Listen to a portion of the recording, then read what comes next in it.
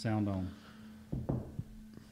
Fingers crossed. Is it going to work? All right. So for the first time ever, we are live, officially live. Don't jinx it. Just I'm not. I'm saying for the first time ever, we're live on a Wednesday night. I think it's the first time ever. I think we might have done one on a Wednesday. Okay. All right. So maybe second one? Possibly. First or second. Either way, we're here on a Wednesday, and fingers crossed, equipment is working tonight. Yeah, we have a brand new iPad Pro. So we had a how old was that iPad, Jeff? 20 years? like 3 months. Yeah, right. He said 3 months.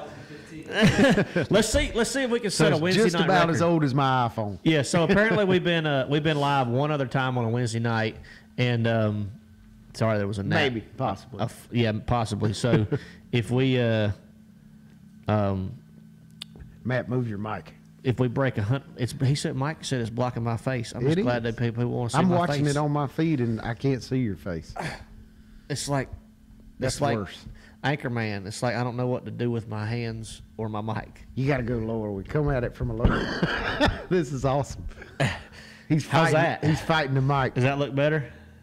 Hang on. Okay. That's a little better. Oh, it's Talladega Nights. My yeah, bad. that's a little better. That's All right, good. a little better. Yeah, we can see your face. I'll sit up straight. So we do have a hot topic tonight, but first off, again, y'all know Let's Talk Fish presented by English Choice Marine. You may have heard parts of that last night, maybe none of it, maybe all of it, but Maybe. we have no idea. Brandy, I'm glad you can hear tonight because that's music to my ears. I don't know about the rest of it, but it's music to my ears. It is presented by English Choice Marine. We have a special giveaway at the end of the show, sponsored by English Choice. We've got one of them sweet weigh-in bags, and with heavy-duty weigh-in bags, English Choice printed on them. Also, a English Choice hat coming at the winter tonight. So y'all stay tuned to the end of the show for that. If you're not familiar with English Choice Marine, you can go online, check out their new tackle store, online tackle store, acmtackle.com. A lot of really, really, really cool things on there that you don't see everywhere in the U.S. I can promise you that. So Yeah, they got a good selection of some stuff most tackle stores don't carry. yeah, that's right. All right, we A lot of homemade stuff. and special custom color stuff. runs, Yeah, all special kind of colors. stuff.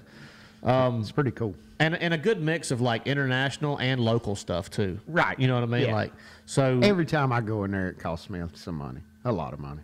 I won't tell you when we were at that open house what we all spent money while we were there. Oh, Terry Scroggins spent a That's the lot. one. He almost hit $1,000 that day. He almost hit $1,000, which was I've spent I don't think I've ever spent $1,000 in a tackle store, but I've spent I don't think I have. I've spent $400 or $500 multiple times. Every time I go to the Trent store or English Choice, it's a minimum of 150. Yeah. Yep, that's right. Because there again, why? Because they always have something you can't buy anywhere else. Right. There's something that's hard to find. Yep. All right, y'all. Appreciate everybody tuning in. I know it's a Wednesday night. I tried to make a post that we had some technical issues last night, but we have several improvements, equipment upgrades, updates done, all kinds of goodies. So I think I think it's mutual in that if it doesn't work tonight, we're all just going to quit. LTF may just come to an end. Is it really? Well, Jeff's saying we're jinxing it. Y'all keep talking, it's going to go out. So I got confidence, man. I just feel good about tonight. I think we're rocking and rolling. I think we'll be good to go. So, all right, let's jump into the hottest topic on the internet lately. It seems like, and that is the Cayuga Lake. Now, if y'all have any questions about any of our previous events, I don't have a lot to say about the Sabine since I finished 102nd out of 104 anglers. I beat 2 guys, and one of them wasn't there. Hey, I thought that's where I was headed at Cayuga. You had a good comeback on day 2. I had a good comeback the second day. First day, though, I was thinking, well, I actually thought about that. I was like, Matt and I are going to have a great show when we get back because we're both going to finish dead last. Yeah, well, and I don't even think we've had a show since Lay Lake, which, I had a good finish there, but I started off strong and then kind of petered out a little bit. But the first day that I had that big bag and was in third, it was kind of like one here, one there, doing Right. just random, typical early May So fishing. I guess we've had 4 events since our last show. I don't know how many we've had. Yeah, so y'all had Lay and Sabine. We had Gunners on Cayuga. Yeah, that's right. And you had where'd you finish at Gunnersville? 15th. You had a strong finish there. But yeah, and any questions about any of those events? Instead of us talking for an hour about 4 tournaments that have long been passed now, other than the Cayuga one, ancient history in the terms of bass fishing world.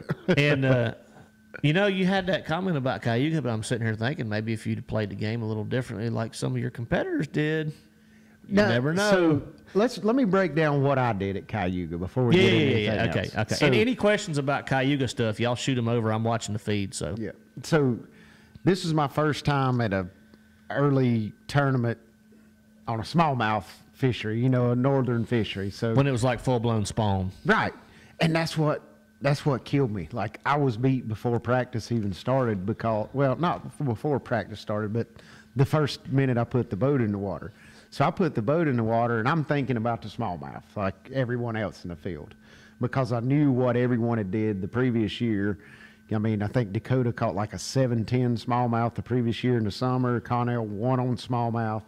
So pretty much everybody in the field's got smallmouth on their brain. They're going like, we're going to go look for smallmouth.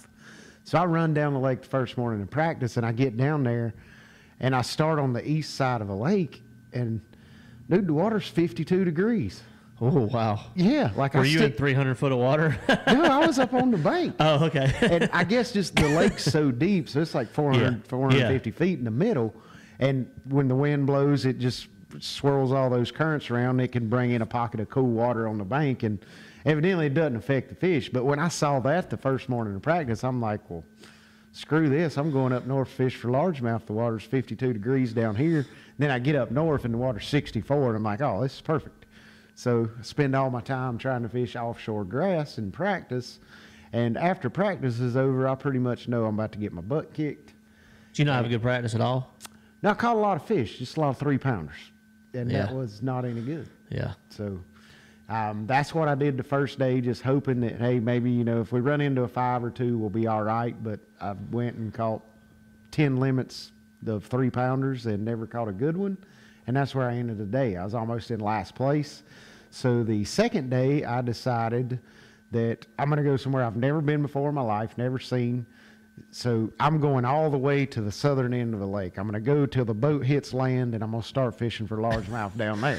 So that's for anybody that's not familiar with Cayuga, it's super long. It's one of the Finger Lakes, okay? Yeah, it's like 40 miles. Yeah, something. but it's only like, what, I think it's widest point a mile wide or something?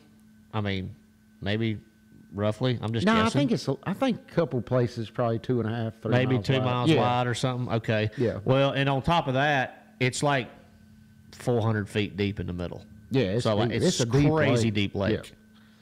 So go ahead. Sorry, I just giving them an overview of the way Cayuga laid out. So the way it lays out is, I think there's largemouth scattered throughout the lake, but the northern ends you have a shallow grass flat, and you have a large population of largemouth. And then on the lower end, you have another smaller shallow grass flat with a population of largemouth.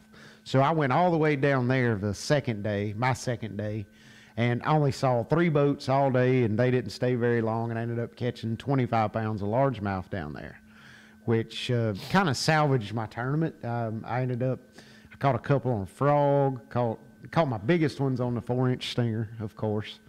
And they were up there super shallow, swimming around. I wasn't really sight fishing. Like, I would blaze down the bank, and I would see 3 or 4 sitting on a stretch, and I would kind of spook them off and then turn around and come back 20 minutes later and stay back and fan cast that 4-inch Tamiki stinger. Ended up catching a 512, a 514 largemouth, and just had a lot of fun that second day. But I really saw where I screwed up. So that, to me, it felt good to kind of redeem myself from the first day and at least have a decent finish. I know I didn't make the cut, but I ended up moving up, I think 12 or 13 places that last day. So I was happy with that. But that was my Cayuga tournament. I flat beat myself badly. If anybody watched that event go down, you obviously saw the dominant deal was sight fishing smallmouth. Oh, yeah. And what was interesting to me, and I thought this early on because of y'all's format, is that, well, heck, you know, smallmouth are probably one of the easiest fish in the world to catch off the bed if they hadn't been tampered with a ton. Right. And I was sitting there thinking to myself after the preliminary rounds, about the guys that were leading the preliminary rounds, doing really well, top 10 weights. I said, hell, they're just going to keep catching the same fish throughout the semifinal and final rounds. Why wouldn't you? Oh, yeah. Why wouldn't you? Like, so, if they know where 5, 6 pounders are, right. they can go catch all 5 of them. Perfectly legal. Nothing wrong with that. Perfectly legal. Just really makes for a really weird tournament, right? It does make for a weird tournament. But with our format, it allows us to go do that with the catch, weigh, and release. Like, because we were there essentially before season was open. Like, it was illegal to put fish in your live well. Yeah, yep. But we could still stage a tournament there with the MLF format of catch, weigh, and release. So it made for a great event. I mean, there was, 4 or 5 guys that would have had over 100 pounds in 4 days. I mean, that's pretty ridiculous, especially with smallmouth. That Now, if it hadn't been catch, weigh, and release, would we have saw that many people over 100 pounds? I don't know. You and I discussed that last night because my question to you was, of anybody that would have had 100 pounds in y'all's format, would they have had it 100 pounds in our format? Right. If they were taking them to the scales. Correct. Yes. That who knows? Who knows? Nobody Who can knows? really But I answer mean, that if question. you look back at the weights from 2022 when Connell won, I mean, they were catching giant smallmouth then. I mean, I haven't added up the 4 days of what Dustin caught, but he may have had over 100 pounds of smallmouth in that event. Yeah, there's huge smallmouth in Right. there. Like, it wouldn't surprise me if his 5 biggest each day when he won last year weren't over 100 pounds. Yeah, that'd be interesting to see, to check that out.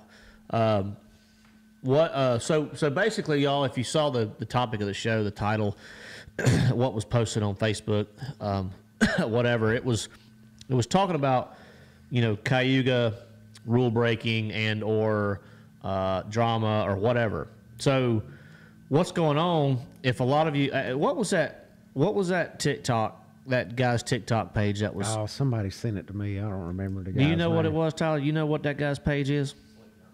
Slick Johnson. Okay, who's a pretty reputable Alabama guy. He's a tournament fisherman, not just a local tournament. I think he fishes some regional stuff. And yeah. So when you sent me that link, I had watched some other stuff from their channel, and seemed like pretty good old boys. But I was watching and listening to some of those videos that he had posted. And y'all can go on there and check them out. But there was some really odd stuff going on. And one thing that I saw, and it was with Spencer Sheffield with a couple catches he had, was that here's the thing, y'all's rule, and I looked at y'all's rules today, so I made sure I read this right.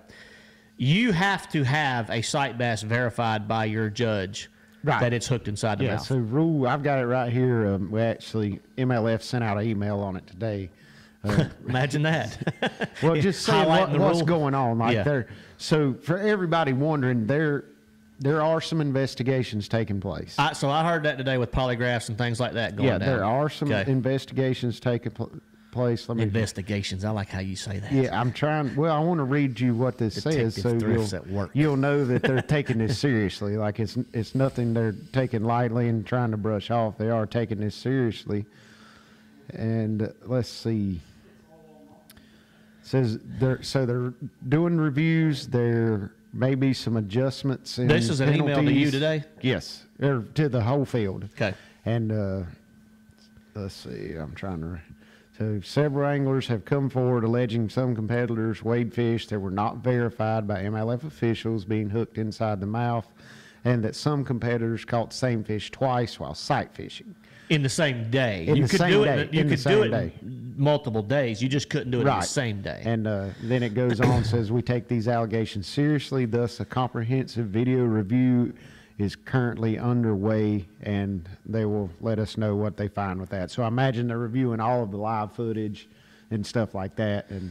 But yes, so the way our sight fishing rule reads is you cannot visibly catch the same bedding bass multiple times during one day. So I could catch it today and then catch it tomorrow and the next day, but I can't catch it twice the first day. And for anybody, just to add to that, for anybody that hasn't fished spawning smallmouth, it's not very easy, but it's very possible to catch the same one every day and the same one multiple times a day. In smallmouth terms, I mean, it's happened in largemouth. So we were at Lake Fork, and we had to catch weight release format. This was 2 years ago. Yeah. And there was a lot of spawning fish. Well, I started on a 4-pounder. It's like a 1-caster. I caught it. John Cox, about 2 hours later, he caught it. Yeah. And at the end of the day, there was another boy. He was a rookie then, and I don't think he's on the Elite Series anymore. He also caught it. We caught it. That fish was weighed 3 times in one day by 3 different anglers. Yeah. So it's And I'm sure a lot of smallmouth at Cayuga were the same way. For as many guys as it seems were down there fishing for a smallmouth. But the way the rule is written and the way it's laid out is you have to visibly see that fish every time. So you could go up there and sight fish. Every time? Does the rule say every time? Yes. Okay, so that's where it's gray. And it's not really gray. Like, it's a valid point if you think about it. Because say you're up there sight fishing, you catch it. Okay. You come back an hour later, you know where the fish is at, but you stay back 30 or 40 yards. You can't see it. There's a 90% chance you caught the same fish, but you can't be 100% sure if you didn't go up there and visibly look at it. But you and I know as experienced bass fishermen, it's the same bass. We know it's most likely the same bass. But as far as a penalty is concerned, you can't really give somebody a penalty. No, you're right. Like, I 100% agree. So I think that rule needs to be rewritten. Yeah, it does. I mean, I agree with 100%. It needs to be readjusted. Yeah. So that's interesting. So I didn't know that your rule stated every time. I didn't read that part. Right. Well, it's. I guess because it I assumed doesn't differently. say every time, but it has to be like you have to be visibly looking at it. Okay. So the way hit the mic. I'd have to double check our rule, but the way I think I interpret our rule on sight bass, it's a little bit different because we put ours in the live well. So yeah. So the way the rule reads, it says when sight fishing, visibly targeting bass, anglers cannot weigh the same bass more than once per day. Catching the same bass while sight fishing more than once per day and weighing it more than once per day may result in a loss of weight, loss of fishing time, a fine, or any other penalty as outlined and determined by the tournament director. Okay. So everything in that rule depends on visibly seeing that bass. Yes. Actually sight fishing. So the funniest video I saw, and I don't think he was in the wrong at all based on what you just said, was Takahiro fishing on championship day. Yeah. He had caught one off the bed. I don't know, 5-pounder. They were all 5-pounders, seemed like. Seemed like it. They were all the 5-6s. only one that didn't catch a 5-pound smallmouth. You are the only one that didn't? Possibly. So he caught it, and he had a conversation with his marshal judge and about, catching that fish again, but not technically looking at it, okay? So I think my screen froze the up. disagreement, I think, between him and his marshal was that, you good?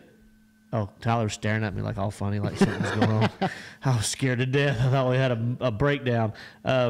Was that the day before, it sounded like he had caught the same fish multiple times, but just the second or third or whatever time he caught it, he was not visibly looking at the fish. So per your rule, technically, that is not illegal. Right. It's a little bit weird. Absolutely. It's a little weird. But at any time, if that angler saw that fish, if he got close enough and he laid saw eyes the on fish, it one time. Yeah, then it counts as a sight bass, and you're not, like, per the rule, you're not allowed to catch it. Okay. All right. So what I understood Talk saying was that, he basically the way his marshal explained it to him the day before was different than the way his marshal was explaining. And I got a little. So here's the thing: like y'all have with y'all's format, y'all have judges, referees, basically. And when y'all change formats and you didn't have the same crew all the time, it becomes a little bit more challenging. Because it does. Yeah, because when you have a fresh group of guys that comes in, just like we do at every tournament as marshals. Yeah. Like, I couldn't imagine our guys, and I'm sure they're perfectly capable. This is nothing against any marshal that I've ever had. They're perfectly capable of doing that. But here's the thing. Like, you're Tyler Warden. You're a huge fan of Brian Thrift. Well, you signed up to marshal their event because you want to get in the boat with Brian Thrift. Well, you get paired with Brian Thrift the first day. The last thing you ever want to do is tell Brian he just broke a rule. And I'm just saying that. I don't think they're like that. Well, yeah, but I'm trying to think from the outside in. Yeah. Like, it's not, and it's also not that they're not used to that situation. Right. They're not used to that, having to make that call. They're not experienced referees or experienced judges. Like y'all had. They go through a all-day training class. So every event they have. So what MLF did was they retained, I think 10 or 12 of the longtime officials that have been there since the inception of MLF. And at every event, the day before the event, they have an all-day training session with the tournament directors, with the longtime MLF officials, training a group of the other officials and getting them up to date on everything. And they do a really great job training the guys that are only doing 1 or 2 events. But, you know, most of the officials that I've had this year, I always talk to them, you know, we hang out, we're fishing all day, hanging out. And most of them are doing multiple events this year. Like, I've only had one guy that said he wasn't doing more than 2 events this year. Pretty much all of them are doing 3, 4 events. Well, that's a good thing for sure. Yes, yeah. it's great, and it's been a really pleasant experience. I've enjoyed doing that. And the only reason I brought that up was because I'm just thinking about other sports, which I know you can't compare to other sports, but I'm thinking about referees in college basketball or referees in hockey or whatever you want to say. Like, they wouldn't bring me and Tyler in and train us for one day to go ref an NHL game. You know what I'm saying? I agree. Like, so that's the way that's my train of thinking. But anyway, that being said, like, I saw some blame being thrown around on social media today, and I did a lot of social media investigations today. I saw some really crazy stuff and some crazy comments. You always do on social media, regardless. Yeah. But I saw some comments kind of throwing shade or throwing blame towards marshals and stuff. And I didn't like that. And it's because, you know, of kind of what I just said. Like, you got to give a lot of those guys the benefit of the doubt. They're doing the best they can. They're doing, you know, they're some of them are fresh, some of them aren't. Right. But the angler is 100% solely responsible for doing the right thing. Yes. In every situation. Some of the stuff that I saw, you know, I'm not going to sit here and say anybody did anything wrong, and I'm 100% correct they did something wrong, but it just looked wrong. Like, it didn't look right. There was a lot of things I saw just didn't look right. Yeah. And I've done this for a long time. And I think that's why there's stuff under review. I mean, I'm sure they'll comb through all the data and all the different sets of data points they've got and figure out what's going on, what was, you know, worthy of a penalty and what wasn't. Yeah, and Zach, I'm not disagreeing with you. He said it's not weird, it's greasy. But he came out later and he said, you know, bass has no shortage of gray line. He called them greasers itself. I like that word, greasers. And you know, every professional athlete in every sport, I mean, heaven forbid, look at NASCAR, you know, tries to play the gray area as hard as they can play it to gain an advantage. I have nothing wrong with that.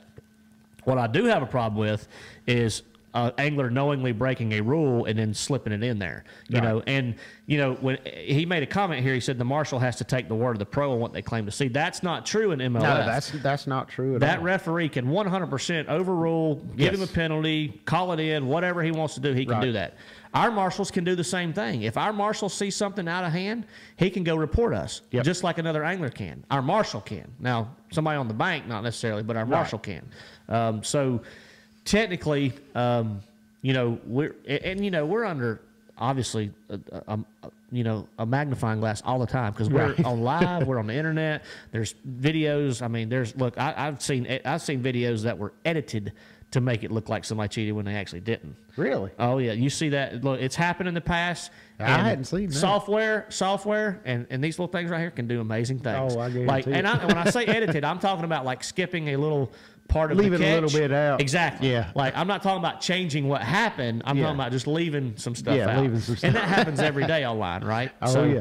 you have to take everything that you see with a grain of salt. But the best thing that I can come up with, and from what I've seen and just an outsider looking in, that MLF, now that I know, is doing the right thing because they got some serious investigations to do on that tournament. They've got a lot of work, you know, on their shoulders for the next few days. Yeah, but I would hate you know, to be that's in that. that's kind of the reason. I mean, not kind of the reason, but that's what the leagues do, MLF and Bass. When they notice a gray area like this, they're going to try to rectify it. So I'm sure next year, maybe this next event we have at St. Clair next week, this rule may be changed totally to do away with the gray area. Because you never know there's a gray area until somebody gets in the gray area. And then that's when you have to make a change. Yeah, 100%. What about, so Fred Ashcraft had a question about what about Bass's last few DQs.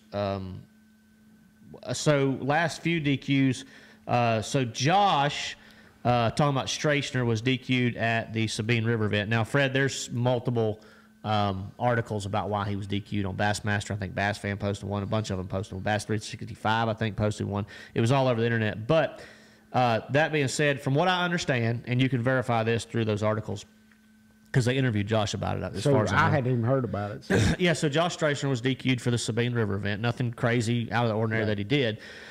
So, and y'all can double check me on this. I know you keyboard warriors will. So I know somebody out there will. So basically, he was down there pre-fishing, I think, at the Sabine River, looking for that magic spot, learning how to navigate.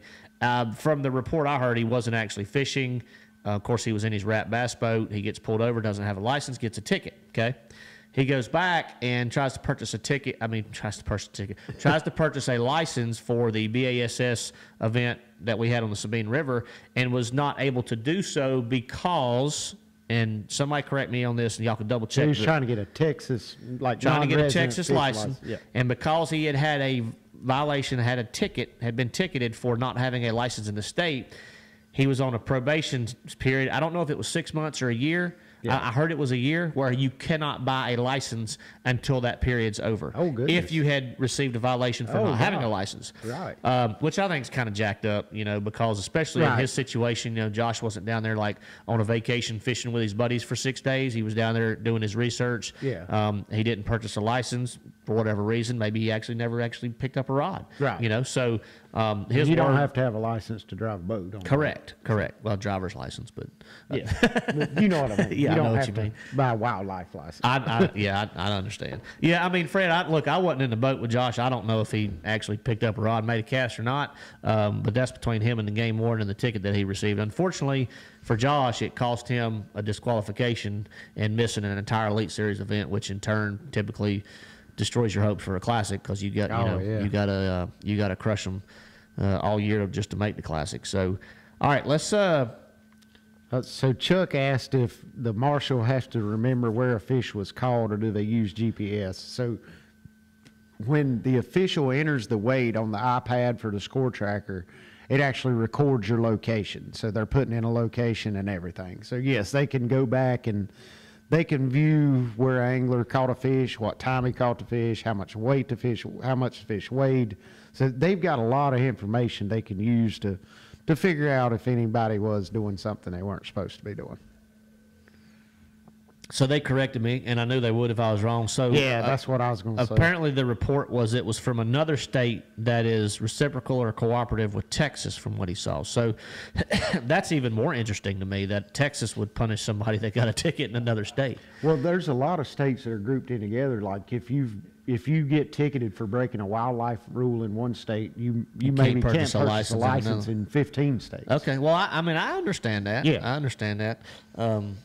Okay, well, interesting. So I need to. Yeah, Fred, Josh is a great guy. I haven't. Josh kind of quiet, but seems like a super good individual. He great fisherman, won a lot of tournaments, especially in the state of Alabama. But anyway, I hated to see that regardless. Yeah. All right. Okay. Mike Harris said I was correct. It's 1 year and several states are in the same group. Basically, what y'all just were talking about, and meaning if you have a ticket in one state, you can't get one elsewhere.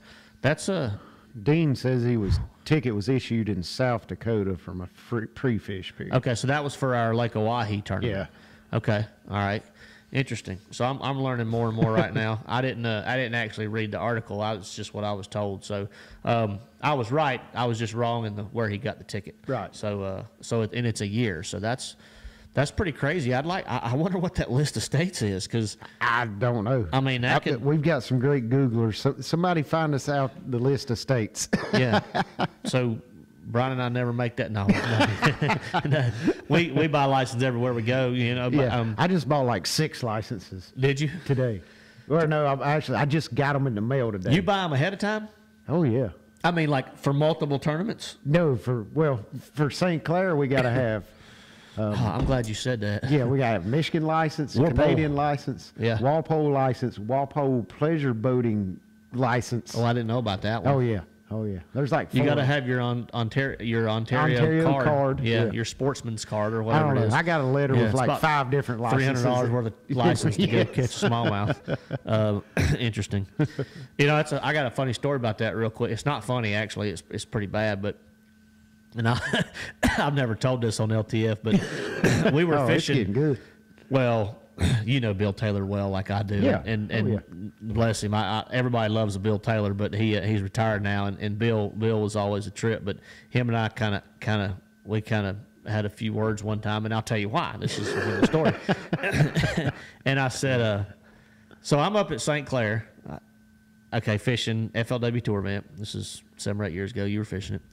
I think it's the one Dylan Hayes. I mean, we're not going to talk about how it was won, but I think it's the one Dylan Hayes and Chad Grigsby were sharing that place. Oh, yeah. 18's when it was. Yeah, and it's all public info regardless. But we're up there fishing, and we've got co-anglers, FLW, still. And I'm out there fishing. I'm in Canadian water. Yeah. And we're catching them pretty good. And my co-angler, he's a little young guy, 17, 18 years old. He's still in high school. And nice kid, good fisherman. He's from Georgia. I think his daddy had brought him up there to fish a tournament as a co-angler. It's pretty cool. And he gets paired with me, and we go out there, and he's got like 18 pounds in the box. Yeah. And he's having a good day. Yeah, and I've got a good bag, and we're over there having a good time. And I see the game war, and he's floating around checking. He's checking everybody in Canada. There's 3 of them in one boat. They're checking everybody in Canada. Just bouncing around one boat, and whatever, no big deal. I got my license. He rolls up on us, and he goes to check my license. I show him my license first, and I go back to fishing, and they're got up beside us, and they check my co-angler's license that he didn't have. And he didn't have well, it. and he said he handed him his Michigan license, and he knew because this was very well laid out in the tournament. Right. And he said, well, I have a Canadian license. He said, I have a Canadian license, and the guys were like, no problem, we can look it up. They were real nice. We can look it up. What's your name, birthday, yada yada yada, Social Security, whatever they asked him. And he gave them all the information, and of course, 2 minutes later, they're like, "Yeah, you don't have a license." Ooh. And he's like, "Oh, I thought I did," And he what made me ill is that he was telling him he did, and then he played like he did. And then I was like, picture, you knew he didn't have it. Yeah, and I'm like, "Come on, man!" And after it's done, so what they do now? I'm 25 miles over in the, Canadian water. Okay? Right. Keep in mind, we go out of Metro Park. Yeah, went out of Metro Park, and he has to throw all his fish back. Oh, yeah. So they make him throw all his fish back. He can't fish anymore until you go back to U.S. waters, probably. Oh, he can't fish anymore the rest of the day, period. He's DQ'd for the day. Yeah, he's DQ'd for the day. Yeah, and per the rules then, he's DQ'd for the day, okay? Well, I don't have cell service, I don't worry about it. He just doesn't fish anymore. Right.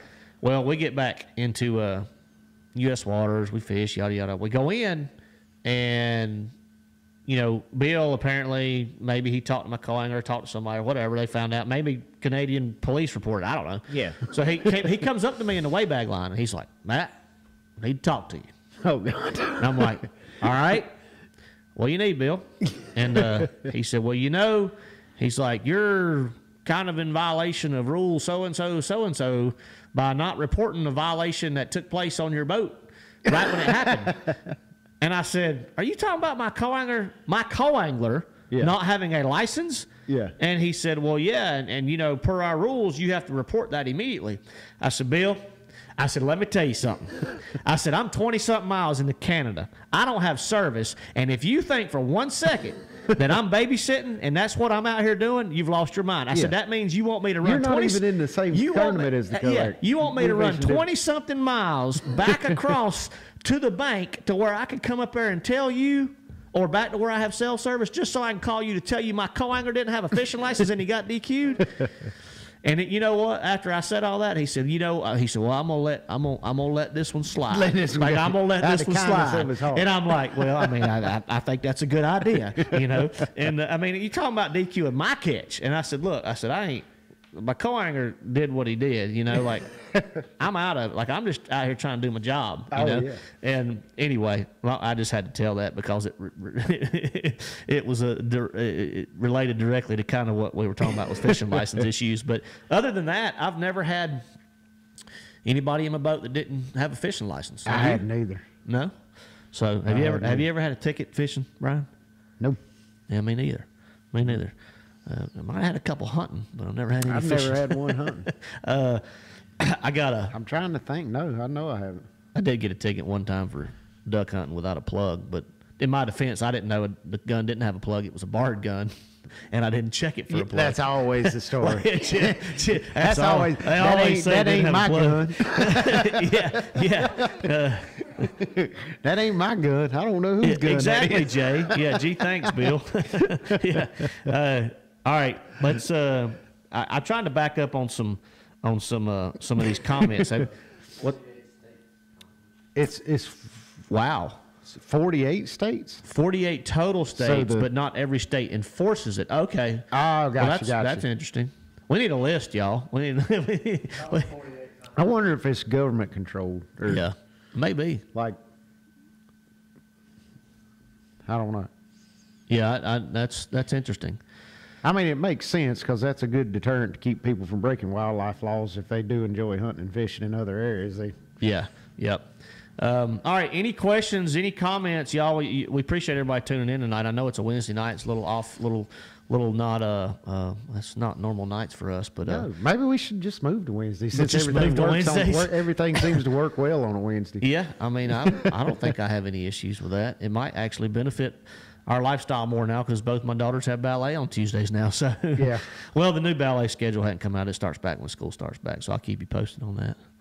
What are your boys doing now? Are they? So Wiley is at a church retreat at the beach. He'll be home tomorrow. Okay. And Cooper's just tearing up stuff. That's what he does. That's what little boys do. That's what he does. He's good at it. Very talented. Yeah, we again we're we wanted to make sure we got in a show this week because it's been a long time since. And it's probably going to be a while before we have another one. Well, Jeff, what are you doing? Looking at the glare on the checks. Oh, well, we did have a comment earlier on when did you get a big cardboard check for Red Crest? You did, didn't you? Yeah, I got to get it framed. Well, It's going in my shop. Jeff's going to have to make a reproduction. these are all repros. Yeah. Yeah. These are all Yeah, repros. yeah. Jeff's going to have to make a reproduction. Well, we need it up The here. original's so going in my office. We can. Gilmore style. I'm gonna have to just take my 2 checks down so Brian can have more room for his. All right, Tyler, my phone did it again. It's all right. Fixed it. No. Fred, that's another topic I want to dive into real quick. So, I think that would be awesome. Yeah, of course, egos aside, anglers and fans first. I 100%. think that would be great. You know, I would say 25, have a 50 angler tournament, top 25 from each tour. Somebody said top 10, but I think you need a little bit bigger I field think than you that. need more than that. There's too many good anglers that would be Right. left out. Yeah, like if you had a 50 angler field, do top 25 from each that would be awesome. MLF and bass. That would be. So I made a That would post. be like a media dream too. Yeah, so oh, 100%. Like Right. that, and that's you talk about growing the sport, like really growing the sport. Mm-hmm. Like those events, even the TTBC. I remember back in the day, and you won one. Yeah. When they had like Those were the funnest events. the most fun. Yeah, they were. The Gary Allen, the band Perry. I'm talking about big giant. Oh, I never went to those. You never went to the concert? No. Well, that's because you were still fishing. I was probably out. So I'm trying to think they had huge names at those tournaments. Right. And that's what brings in new people to our sport. And because what people do, they're like, oh my gosh, Gary Allen's playing a concert. And they go to the concert because they love Gary Allen. They're like, oh, it's a bass tournament. They're like, oh, what's a bass tournament? And then they find out what a bass tournament is. And then they see a weigh-in. And they're like, oh, this is really cool. And then they start following the sport. You know, that's Keith Wood, I agree with you. I am tired of spawning tournaments as well. yeah. Well, That's all we've done this year. We followed the spawn from Florida to New York. I did all the way up. I did see a statement earlier. Except that, for Douglas Cherokee, that wasn't spawning. Well, about if you're looking at fish on 4-faces sonar that are spawning, why do they not have to be hooked inside the mouth? Just because the rules haven't caught up with technology yet is what I think. I think eventually that could change, but Yeah. but it's going to have to be most of carefully the addressed. time they're biting at that lure, like you're not snagging it. So Yeah. So Yeah. the sight fishing rule, it's written not to punish people. I mean, it does, but it doesn't punish you. But it's not written to keep you to make you throw a fish back that just gets unluckily hooked outside the mouth. It's written to keep people from specifically trying to snag that fish. Yeah.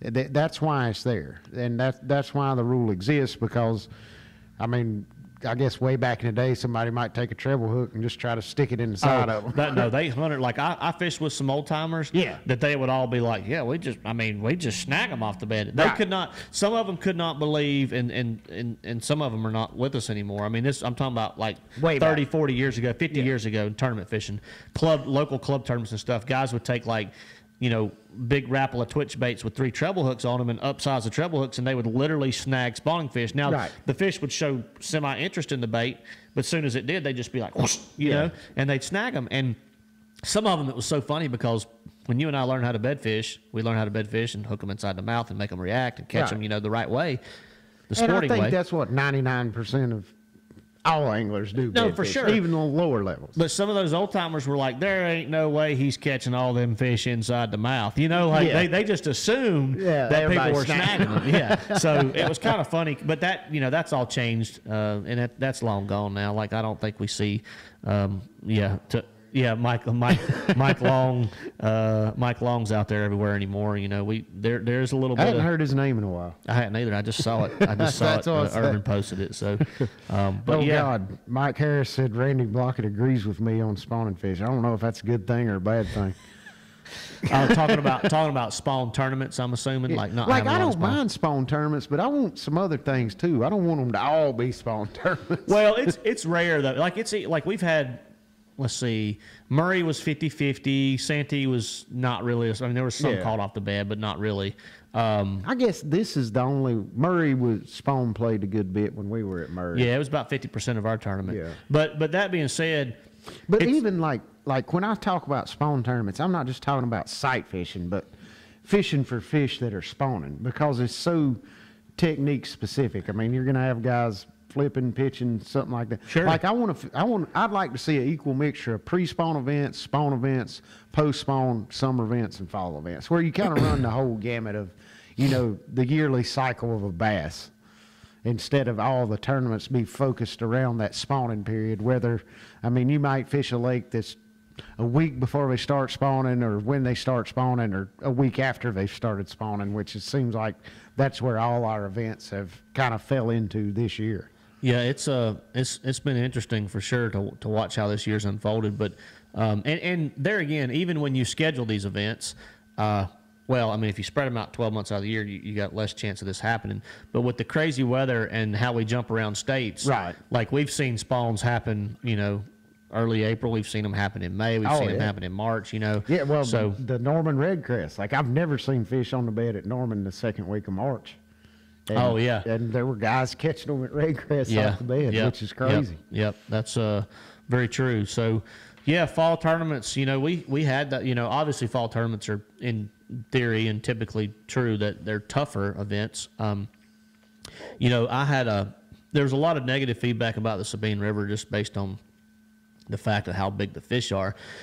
Now, I'm not going to disagree with that. Like, I don't like fishing for 12 inchers like nobody really does. But a grind fest, somewhere like Gunnersville in the fall, or somewhere like, where, every cast could really make a big difference, and you got to work your butt off to catch them, and you got to work your butt off to generate bites, but you'd still have a chance of catching a 6-pounder, and making a big difference in your event. See, I don't mind those events. Like, I'm not. No, I'm saying those are fine to me. Yeah. But if I was at a lake to where I'm grinding literally for 6 pounds every day, then that's, I would rather grind for 10 pounds or 12 pounds or 4, or have a chance but of it's a catching whole different set of, like, it's a different technique and a different skill set. Like, the only wait a time... minute. Sabine's a tidal river, so I already know you'd hate that. Oh, yeah, no, I wouldn't like it at all. But I wouldn't mind. Like, the only thing I can compare it to is the one time we had the Forest Wood Cup at the Three Rivers in Pittsburgh, where we were fighting for a 6-pound limit. And I guess that's a little different than fishing the tidal river, because at least at Pittsburgh you did catch a lot of fish. Like you'd get 20 bites a day. The Sabine is kind of like that, but you get a lot of bites. Well, like the second day when I had 2 keepers. I should have had 3. One jumped out of my live well. I don't know if I told you that. Are you serious? Yeah. No, I didn't know. I'll tell that story real quick too. So. All right. I was having a really bad tournament, obviously. Had a bad first day, had 3 fish for 310 or whatever it was. I was in like 90th place or 96th place. It was bad. Second day, I know I needed like 9 or 10 pounds to make a run at the cut. I'm fishing. I've got 2 keepers in the box. About noon. Yeah. I hook my 3rd keeper. It's like a 13, 14 inch. A pretty good one. Good one. You know? Yeah, good like one. probably like a 1.6 or something. And I get it in the boat, and I go to put it in the live well. And when I do, one of my 2 keepers in there, which big fish don't do this. Again, this is a good point of having fish in lakes where the fish are a little bit bigger.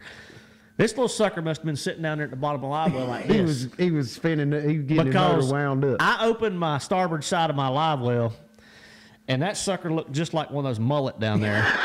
He come out of that live well, never touched the back deck, and porpoised nosedive right into the lake, back into the Sabine River. I dropped my other one in the live well, shut the lid, and I sit down in the boat. And I'm like, you know what? It wouldn't surprise me right now if I stood up and my legs just fell off. Like my tournament was going that bad. And I just had a keeper jump out of my live well into the lake. And, you know, this is funny because I said this on stage when I weighed in. I said, you know, Scott Martin, my roommate. Yeah. One of the Scotts, Scott Martin. When he goes to cull fish and he's got, you know, 5 fish in the box, he opens up every lid on the back deck and he makes like a trap. So if one comes out, he's gonna hit that lid and go in one of the other boxes. That's pretty smart. And I'm like, I never did that because I just took it for granted. You know, it's never happened to me. Like it's one of them things. It won't happen to me. You know, right. And it happened to me. So I'm just gonna be, I'm gonna be honest with y'all. Open up every lid on the back deck, or have people or your co-angler or your tournament partner or somebody back there ready to protect the side of the boat. So I had that happen once in a BFL at Santee. Yeah, one jump out? I was, not while I was putting it up, well, kind of the same situation. I was getting them out to put them in the bag to go weigh in. And I only had 4 fish. I had 3 big ones and like a 12-incher. And just like Matt said, the 12-incher jumped slam out of the live well, went back in the lake. But that's the only time it ever happened. Not good. Yeah, and it's always the little one. The good thing is it's the little ones. But at the Sabine, the little ones were big players. I don't think the big ones have got enough. My phone did it again. They can't get enough momentum. They don't have enough room in there to get enough momentum. When they jump, half their body's still in the live well when they get as high as they can. Well, you think that little one, he back up, he's got that much room to generate speed. Yeah, that's right. A big one, he backs up, he's only got this much room to generate speed. It was like slow motion. Like I didn't even throw my arms up and try to catch him. Now, see, I'm a little disappointed in you, though. You being the pickleball master that you are, like I figured you to.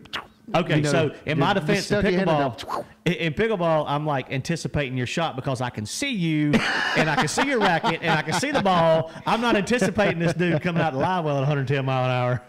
So, and the water was dirty. Even that, like I couldn't see him. Like he might have been down there going, brum, brum, brum. But I couldn't hear him either because he was underwater. So I had that's my excuse. That's my reason, and I'm sticking to it. So, all right, we.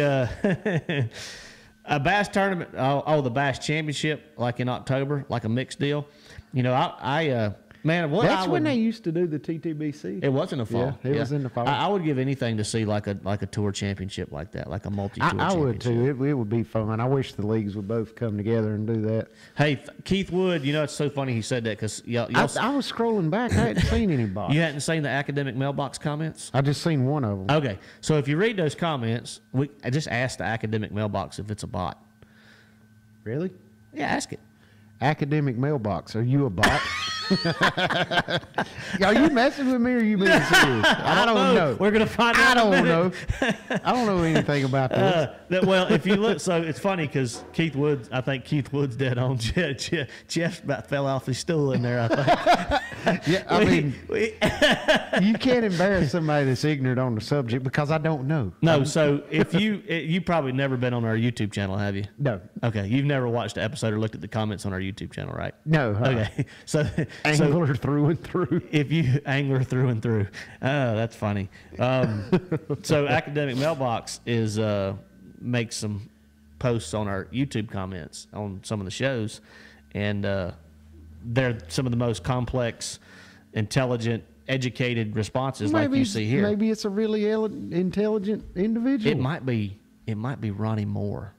Could be. That would be somebody that would act like Ronnie Moore, 100%. All right, he goes on and on and on. That's right, Gary. So if you look at the comments, so what do you think, Jeff? Academic mailbox responded, said angler through and through. I don't know who that is. Yeah. There's nobody that I fish with on bass that's smart enough to Tyler, are you respond the like that. academic mailbox over there just to mess with me? Okay. Yeah. Well, is that undercover Randy? It is funny that you were compared to Randy Blockett earlier. I know. I don't know how to take that. Well, Mike Harris said, that he just agreed with. I do with not your still use deal. the Fortrex. Chris, I have had an Ultrex for 3 years now. Yeah, he got off the Fortrex train. It's been multiple years ago. Mike had said Randy's rather abrasive with some of his comments. He is very forward. But there again, got to respect that. So Jeff's over there laughing. But is that right, Binkwood? What? He said reason you're so good because you don't waste time watching his own show. Well, I'm here. Hey, I don't need to Binkwood, I watch got it. to get on there. Somebody's got to remember- respond to some of the comments on there, and I try to. People, when they ask a question, they like a response. I mean, typically that's the way it works. So I try to get on there and do. I don't think the academic angler mailbox is a bot. You don't think it's a bot? I don't think it's a bot. Oh, I don't know, man. I'm still questioning Intellectual individual. it. But I'm still questioning it. Still questioning it. We've got about We got an AI infiltration on the Let's Talk Fish. we got about 8 minutes, and I mean it's just the responses that come from academic mailbox that I'm so You want him to perplexed over. Start speaking redneck so we can understand it better. They're so the common ground. Yep, sorry, Mike. He said I know. he said he Just wasn't messing, Mike. comparing Brian to Randy, just pointing out the common ground. Jay wants your Fortrex. I got one. You still got your Fortrex? Yeah. Do you Yeah, it's carry in it the- with you to tournaments? No, it's in the attic in the shop. Oh, okay. Well, you saving it for like antique value or something one day? Yeah, I thought maybe one day I'd get a little John boat or something. You never know when you're going to need a spare trolling motor. I've got one. It's not hurting anything. It's not taking up room. So, And I may need it one day. so here's the funny thing. So we were just talking And about. maybe I just don't want to let go completely of my Fortrex. You got that camera? You got that camera ready? You got a camera ready for that chair right there? Well, because that needs to be turned. So we were talking about we think we have It's a pointed bot. right at me right now. We think we have a bot on our feed, and the bot keeps responding. Sorry, it's not a bot. It's just an armchair quarterback. Academic mailbox. We thought the only person that was intelligent enough and smart enough and educated enough in the fishing industry to make comments like that and be just so complex in their responses. And I said, well, it might be, the only person I know that it could be is Ronnie Moore. And the one reason I know that it's not Ronnie Moore is because he actually just walked into the studio and just joined us, and he doesn't have a phone in his hand, and he's not typing on it. Well, so, I closed out all my tabs when I came did in, you? just so you didn't know. you know. Welcome, Ronnie Moore, to the studio. What's y'all. up, guys? Conveniently, they did quit messaging him when I seen him come to the door. So Well, I will say, I knew you guys were going to talk about me, so I started the 10-hour trek this morning, so I'd be here right at the end of the show. So we do have the what do they call? What's Zona call you? Does he just call you Ronnie? I call Ron, you the he book, calls me Ron a lot. Ron. Yeah, Ron. The book of knowledge. Yeah, I got the screen of knowledge, so The he screen of picks knowledge, picks yeah. on me that way. Ronnie Moore stats, like whatever. But yeah. I will say, Stat King. if you've ever seen a Bassmaster post or any fishing post, I don't hide. I comment with my own page, so I don't need a bot. I don't need an automated. I just do it, and I even commented with the Bassmaster page on the way in. I was so talking I'm just saying. I was talking to somebody earlier today, and I said, Ronnie is super engaging on social media, which is awesome because like when people have a comment or something, let's be honest, it's social media, so there's a lot of things that need to be set straight out there. And sometimes people are in positions where they can do that. Sometimes people are in positions where they can't do that. Ronnie is great because he's always quick to point out somebody when they make a false statement about something, and I appreciate that. I know everybody in the fishing world appreciates that, but it's a breath of fresh air when I see your response. I've been told to tone it down just a little bit. I say ramp it up. I say ramp it up, To make baby. sure, but no. Yeah. So since we've got you here, we've got about 5 minutes. Ronnie, what Ronnie's doing is he's traveling around gathering up great Bassmaster content. Doing right? my best. Yep. Doing his best. But y'all do a fine job, and Ronnie's going to be crashing at the house tonight, and we're going to create a little fun content tomorrow, and then you're going to move on to bigger and better things like Brian New. I mean, you know, like, hey, if I'm gonna be away from my wife and daughter, I've got to fill the time with productivity. So I've got to go take care of the guys who talk just as much as me. So that's why I'm gonna go to Brian New tomorrow. There you go. There you go. He's I'm always gonna got ask something to him say. why he ran around 128 miles at Lake Murray. That's my question to him. I'll ask him. Yeah, I don't know. Did you know that? I don't even know how that's possible. Oh, yeah. He On told day me, one. He told me that. He showed me the screenshot of his mileage on his little thing for his motor. or So on he his had to get gas, graph. right? I No, don't you know. can run 130 miles on Oh, one. well, I Yeah. thought you said 138 miles. I'm like, well, that's pushing it. Like, It's close. It's yeah. close. yeah, that's pushing it. He's a skinny fella, so he could probably get a couple more miles. Little per white gallon. Yeah, man he's fella. probably getting like 3.2 miles to the True. gallon instead of the standard 2.9 or whatever it is. Maybe he should have been a horse jockey. He's too tall. That's true. That's true. I think it too is tall. impressive. I think in that event, not to harp on New, because I know you were. Oh Going no, we do somewhere, it all but the time on this show. Bring it. It's commonplace. Yeah, It's commonplace. 100%. Go right I ahead. think everybody thought he was a local to Murray, and I didn't necessarily buy into that. I know he had just moved there. He's a wily guy, just from me growing up in the Carolinas, knowing that. But the pressure that people have on their home lake, it's impressive when we actually see a good finish. You think like I Lee agree. Livesey, oh, he should win it. There's so many reasons why he shouldn't win. When you won at Norman this year, like there's a lot of guys catching him, and you're like, dude, is he going to fold? Is he going to go to history? Is he going to fish at New? Mm-hmm. You know, and I don't know. I always tried to fish the Carolina lakes that I knew well, like I didn't know them, and just like, oh, it's February. Marinas hold a bunch of fish. Let me circle these couple and practice like I'd never been, you know. Right. And so I avoid just running docks that I know I fit, you know. But there are a couple key docks you got to go to, you know. But for New to do that, it was a bummer. I know that hurt him a little bit. Hey, New is, of course, he's matured a lot since he started fishing the elites. And I think he still, which we all do, he puts a lot of pressure on himself to do well. And when he went to his home lake, kind of the first time, right, for an elite tournament and biggest tournament of his life on his, home lake, that, I think sometimes it's easy for us to overthink it. To your point, you see a lot of home lake guys, of course, Thrift and Redcrest, that's a whole different subject, but he just dominates on Norman, period, no matter when the time of year. He is a exception to the rule. But you see guys come out of the gate pretty strong, but then they're not able to carry it over for 4 days because I think you get to a point to where you kind of hit the panic button and then you start running history because, the current deal's not working, or you ran history the first day, caught a big bag, and now you're like, oh, my God, now what do I do, But in New's case at Murray, though, like, I think, like, he wasn't a true local because he did just move that. Yeah, camera on day but he one, knew the yeah. bite, and he knew that if he hit that one right place, it could be over in 10 minutes, just like a lot of the other guys were doing. So, Yeah. I mean, it was kind of Yeah. worth the risk to gamble to do that. Like, I talked to him about it, and I don't think he regrets anything he did in that event. I know he fished like he wanted to. It just didn't work out. Well, in Murray in July, that works. Running spot to spot to Yeah. spot to spot. Yeah. You do it. Some guys will grind it out, and some guys run it a bunch. But I'll say, like, it's weird. There's certain lakes I think that locals really don't have an advantage, or times a year. Right. You think Walters hasn't won at Santee on the couple of elites we've been there. It's not necessarily the timing for a local to succeed.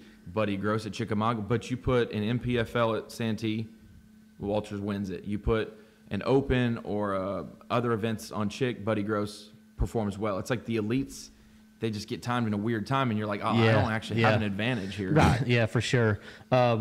Justin, when I said matured, that had nothing to do with his skill level. So I think you're very confused on what I meant by that. Brian is a super skilled angler. I'm just talking about, very, very skilled. sometimes your mental game and the mental side of fishing can get the best of you when you're on your home water because your mind will play tricks on you. And Brian can attest to that. The biggest thing you do is you start second guessing yourself. Yeah. And right. then that makes you go faster and faster. I used to be as guilty of that as anyone when I first started. Like, I would decide, well, case in point, the very first ever FLW tour event we had at Norman, I think was 2007. I ended up finishing 10th. But the last day, I only caught one keeper all day long on Lake Norman. Is that the one Stetson won? I think that's Larry Nixon won that. Oh, okay. I remember that. Yeah, On a he shaky won it head. up there behind the island at Windermere. Yeah. On shaky head. On shaky head. But that last day, it was kind of that snowball effect. So I was running history the whole event, but it's to the point where you pull up there and you don't fish your history thoroughly.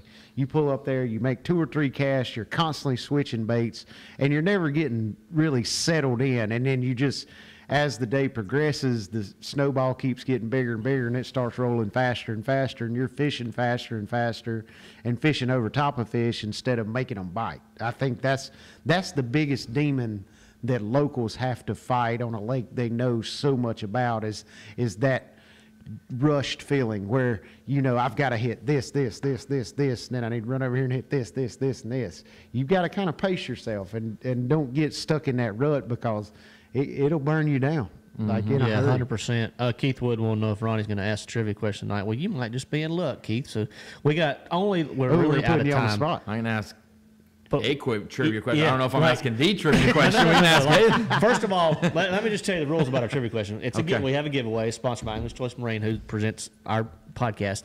And And we got Zots if you want. is whatever question you ask, just make sure. Does he have the feed up on his phone? Yep. Okay. Come on, I come strapped, ready to go. Okay. I mean, of course he had you the know, feed up. He's of been course. responding all Yeah, night. exactly. I got to log out of my other account. Though.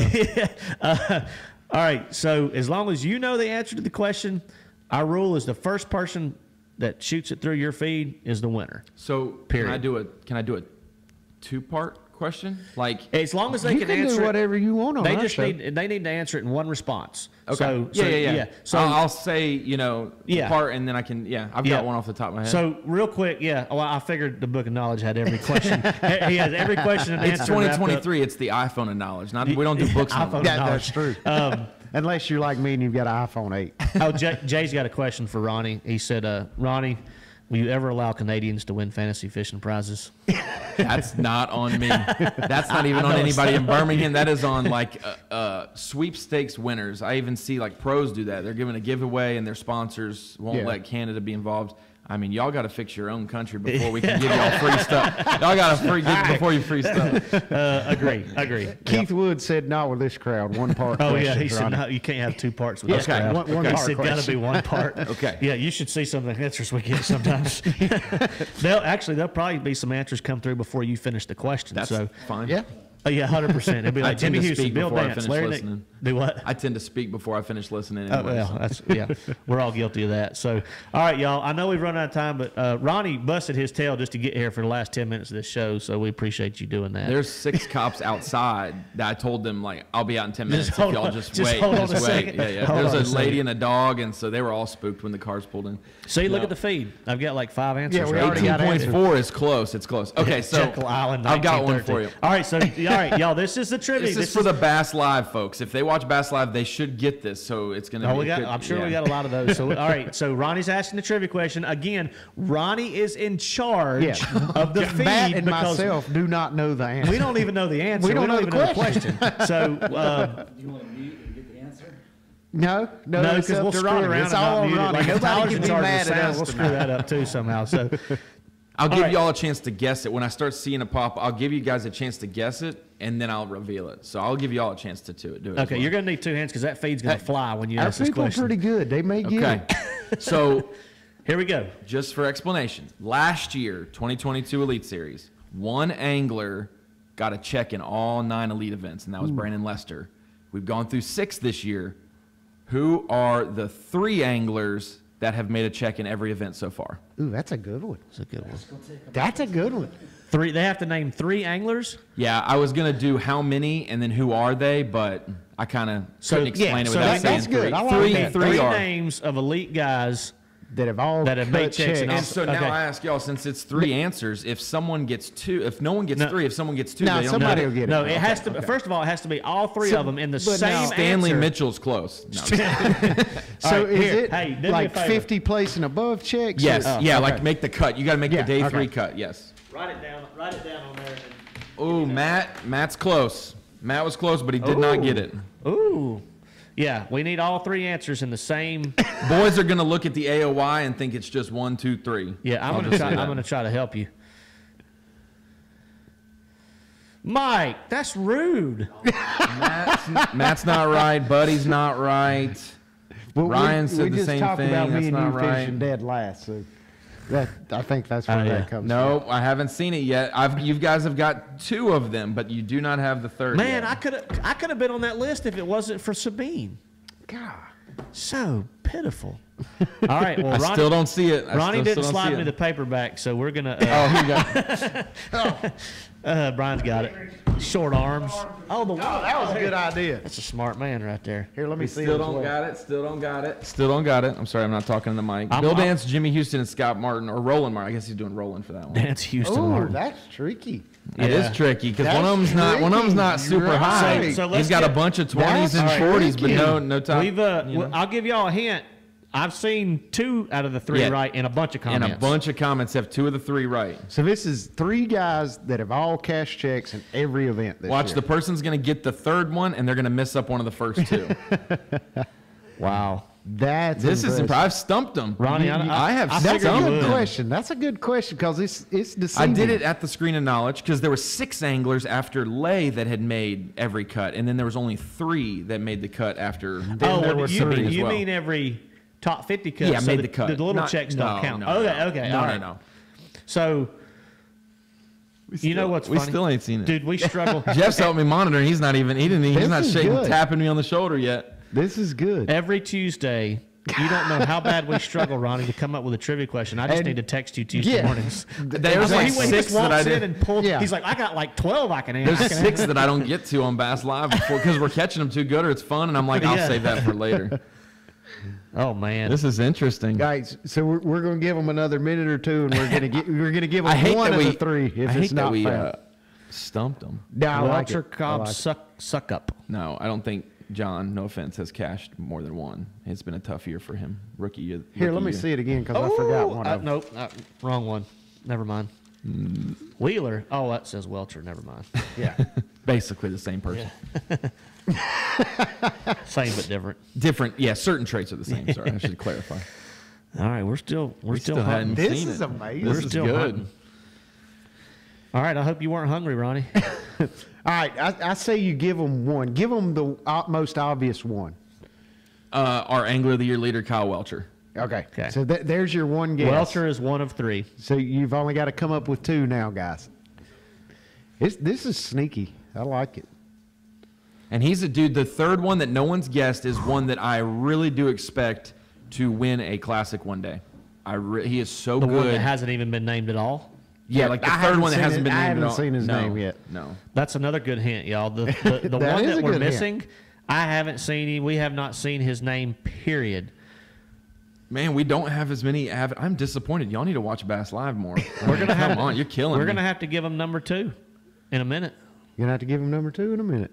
I think they already know what that is. No, There- I don't think it's they kind do. of it's Number 3 is the issue. it's 50-50. There's a lot of Cobb and there's a lot of Cox. Cobb missed the check at the Sabine, so it is Welcher and Cox. The 3rd one we do not know. Okay, so I got Oh, there we he got is. one. There he is. Now wait a Say it. minute, he might be Canadian, because he's the one that asked about the Canadian fantasy Is he- fishing. is he Do really? we give prizes to Canadians? It's not my show. Hey, we're just shipping product. We're I'm giving kidding. away I'm product. kidding. I'm kidding. So it was. Do you want to announce it? No, you go ahead. I guess it's Jables Fishing. Jables fishing. Jables Fishing Cox, Welcher, and Stetson Blaylock. Yep, That was a Blaylock. good 6 for question. 6. So where's Blaylock at in the points right now? I think he's like 11th or 12th. Okay. He's gotten a bunch of 20s to 40s, but no.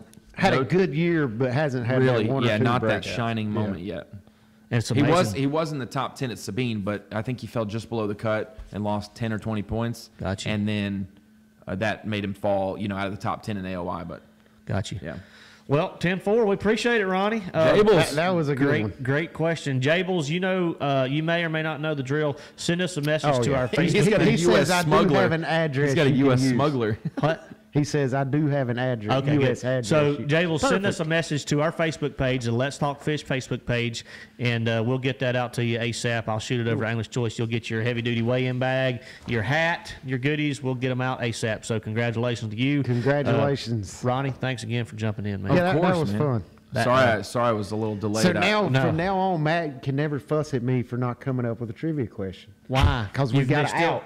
We've had 130 We've shows. got You still out. never come up with a trivia question. I did. He I actually came did come up up with with one. five. See, if Thrift had my number and was nice to me, you Don't know, give it like to I'm him. not saying he hasn't been mean to me, but if he was extra nice to me, I Yeah. could I could I funnel will him do some that. texts. you know? I will do that. I I would could funnel know him just some based texts. on the content that it came from somewhere else, though. No. I'll Would all your trivia Hey, questions I've got them be tiered down. BASS related? I've got the Such level trivia, and then I've got like the Ronnie Moore level trivia. So Yeah, he just kidding. would I be could get giving him me this. trivia questions that are all BASS related. Well, then I that's would fine. think, It's nah, official. No, hey, sound- don't you worry. Don't you You worry. got your BPT BPT stats in order? I was historically on a body of water where the last Forestwood Cup was won, and I was running around there. I actually had to take a phone call and floated into your winning area. Yeah, and I yeah. didn't know it until later. You had left the area, and I was like, "This is a nice calm pot. I'm gonna sit here for a second." And then I was like, "Wait, that point? I know what that point is." Yeah. Small world, small world. All I had to right, go see some history before That's it got right. burned. We're gonna go grab some food because none of us have eaten dinner. Ronnie's been driving all day. I'm up to like 4 zots. We got to do 4 something. zots, yeah. We dude, we're getting low on our 500 count bag here.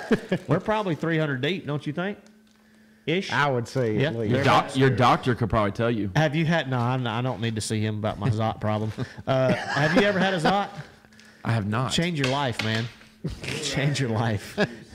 No, Well, yeah, I can tell they're all gone. There's not a blue one in the whole bag. See, he was so excited to get another Zot, I he just know. knocked his sun drop over. and when he spells sun Can I drop, get it's like a bad napkin day. or something? Hey, there's some right hey, there. there's a trivia that you could wipe with the trivia. Here you go. No, that's going to make a mess worse than it is. Well, Ronnie, we That was a appreciate it good again. Yeah, of Better course, late guys. than never. Of course. Y'all, I'm you sorry. know- Hey, I'll say this. I'm sorry to hijack. I'm sorry you had a bad Sabine, but as someone who's watched every minute of bass fishing this season and all of all times, Sabine is in the top 3 most fun tournaments this year, behind Murray. Fun for who? Coverage wise, Oh, okay. the fans, viewers, Hey, the fans, viewers. There's so much strategy, and you're never out of it. Someone Yeah. catches a 3.5, and they go.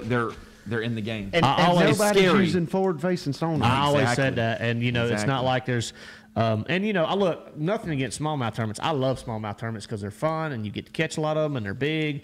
But it is tough as a fan. It is more entertaining and engaging as a fan to see a Neely Henry from last year Yep. or a Sabine River tournament or a Pop Lay are Lake getting tournament. exploded on. I mean, come on. Yeah, like I mean, and you've got guys doing 20 different things, you know, on different ends of the lake. Not to throw shade, not at all, but for perspective, 2019 Winyah Bay, it was the triple header of conflict. Yep. Tour was on Cherokee, the BPT was on Chick, I think Upshaw won and Morgan won, and we were at Winyah Bay, April. Yeah. Places that are far better than Winyah Bay. And Stetson, Blaylock fishing close, Scott Canterbury and others going far. Scott has the lead when he leaves the Cooper River. Stetson catches a 1.7, 1.10 in the last hour to cull up, ends up beating Scott. That whole strategy, do you stay, do you go, do you more fishing time, better area? That strategy is something that it's captivating. And so when people were telling me then that they were keeping an eye and they were switching over there because the story was still yet to be told. Well, absolutely. Was fun for me. And that you know, you're not throwing shade because that doesn't have anything to do with whether No. it's MLS. No, it's not. And The angler's it's like, because oh, of it got to the look right. location Yes, and it's the fishery and the captivating. dynamics of Yes, what's it's going on. different. So And a It's student different. of the sport, like if you love bass fishing, you're gonna watch all of it anyway. sure. Yeah, like for I sure. watch Yep. all of it. I you mean, just drop late- your wallet. Somebody I grab felt it real it. quick. Hey, I'm gonna go. that Yeah, thing's exactly. that thing's thicker than one of my tackle boxes right there. Just hundreds. It's like, like a Just 3700 hundreds. Plano down there It's on the full floor. of IOUs. All right, y'all. We appreciate y'all tuning in again. Thank you to Ronnie, Brian. Appreciate you being here. It's going to be a little while before we're back live again, but y'all know where we're at Tuesday night. Well, it's Wednesday night. I know that's kind of a lie now, but first one in 130 episodes we've had on Wednesday night because we had technical difficulties. We got last the night. problem solved though. Quit talking about it. We're Yeah, done with it. We're good. All right, we're good. Water under the bridge. Clean show. Everything worked. Do it. I'm good. I'm good. Well, Jeff has a used iPad for sale if anybody wants to shoot Jeff Walsh a message on Facebook. But appreciate y'all tuning in. We can't go fishing on Tuesday nights, a.k.a. Wednesday nights. We'll sit right here and talk fish.